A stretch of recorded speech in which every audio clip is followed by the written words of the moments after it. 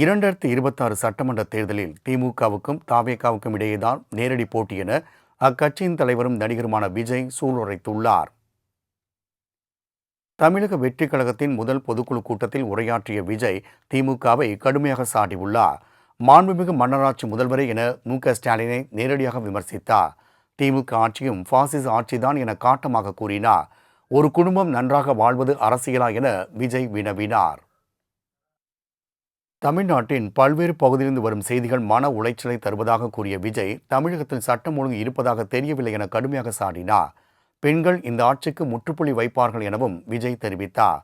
தமிழகத்தில் பெண்களுக்கு எதிராக கொடுமைகள் நடந்து கொண்டிருக்க உங்களை அப்பா என எப்படி சொல்வார்கள் என்றும் முதல்வர் மு.க.ஸ்டாலினுக்கு கேள்வி எழுப்பினார்.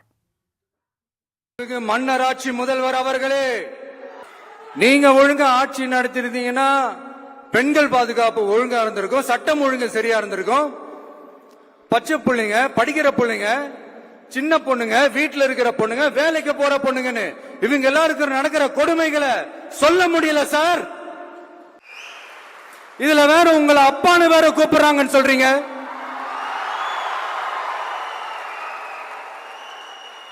தினம் தினம் உங்களோட இந்த கொடுமைகளை அனுபவிச்சுட்டு இருக்கிற என்னுடைய சகோதரிகளான தமிழ்நாட்டு பெண்கள் தான் உங்களுடைய அரசியலுக்கு ஒரு முடிவு கட்ட போறாங்க.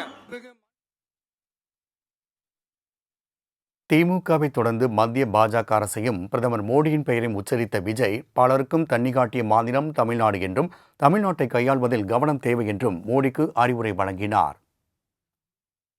ஒரே தேர்தல் நீங்க ஸ்டார்ட் பண்ணப்பவே புரிஞ்சிருச்சு பிரதமர் சார், உங்க பிளான் என்னன்னு, எங்கெல்லாம் எப்படியெல்லாம் எந்த திசைகள் எல்லாம் இந்த நாட்டை கொண்டு போலாம்னு. சார் உங்ககிட்ட நாங்க சொல்லிக்கிறதெல்லாம் தமிழ்நாட்டை கொஞ்சம் கேர்ஃபுல்லா ஹேண்டில் பண்ணுங்க சார்.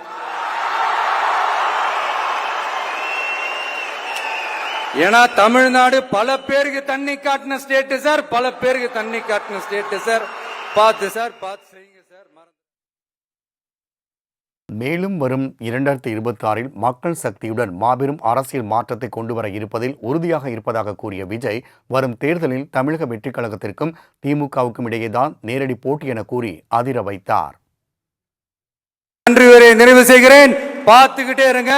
அடுத்த வருஷம் இதுவரைக்கும் தமிழ்நாடு சந்திக்காத ஒரு வித்தியாசமான ஒரு தேர்தலை சந்திக்கும்.